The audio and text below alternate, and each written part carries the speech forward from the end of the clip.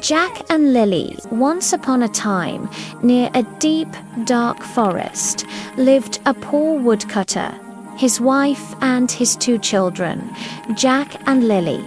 Times were hard, and there was barely enough food for everyone. One night, while Jack and Lily were lying awake in bed, they heard their stepmother whisper to their father. "We have no food left," she said. "Tomorrow we'll take the children deep into the forest and leave them there. Then we'll have enough for ourselves." Jack and Lily were terrified, but Jack whispered, "Don't worry, Lily, I'll find a way to get us home." When everyone was asleep, Jack went outside and filled his pockets with shiny white pebbles that glimmered in the moonlight. Early the next morning, their stepmother woke them. "Get up, lazybones. We're going to the forest to gather wood."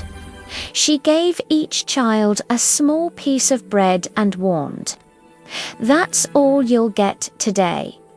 As they walked, Jack secretly dropped the pebbles one by one along the path.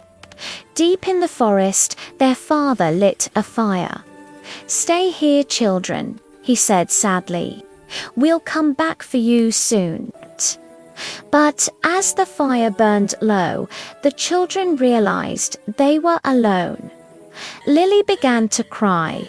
"Don't be afraid," said Jack. "When the moon comes out, we'll follow the pebbles home." That night, the moon shone bright, and the pebbles sparkled like silver. The children followed them all the way back to their father's house. Their father was overjoyed, but the stepmother was angry. Not long after, food ran out again. This time, Jack tried to gather more pebbles, but the door was locked. He could only crumble his small piece of bread and drop the crumbs along the way. But when the children tried to follow the crumbs back home, they discovered that the birds had eaten them all. They were lost. For days they wandered through the forest, hungry and tired. Then they saw a beautiful bird singing in the trees.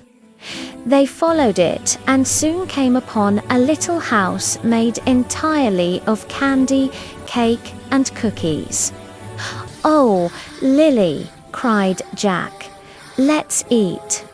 You try the window, it looks like sugar, and I'll taste the roof." Just then, a gentle old woman came to the door. "Dear children," she said sweetly, "come inside and rest. You look so tired." But the woman was not kind. She was a wicked witch who built her candy house to trap hungry children. The next morning, she grabbed Jack and locked him in a cage. "You'll get nice and fat, and then I'll eat you," she said. She made Lily cook and clean. Poor Lily had to feed Jack the best food while she got only scraps. Every day, the witch said, "Jack, show me your finger so I can see if you're fat yet." But Jack held out a little bone he had found, and the witch, who had bad eyesight, thought he was still too thin. After many days, the witch grew impatient. "Fat or thin, tomorrow I'll eat him," she shouted. "Lily, heat up the oven." When the oven was ready, the witch said, "Creep in and see if it's hot enough." But clever Lily said, "I don't know how. How do I get in? Like this?" snapped the witch, sticking her head inside. Quick as lightning, Lily gave her a push and slammed the oven door shut. The wicked witch was gone for good. Lily ran to free her brother. "Jack, we're safe. The witch is gone." Jack jumped out, and the two hugged and laughed with joy. Inside the house, they found chests full of gold, pearls, and jewels. "These are better than pebbles," said Jack, filling his pockets.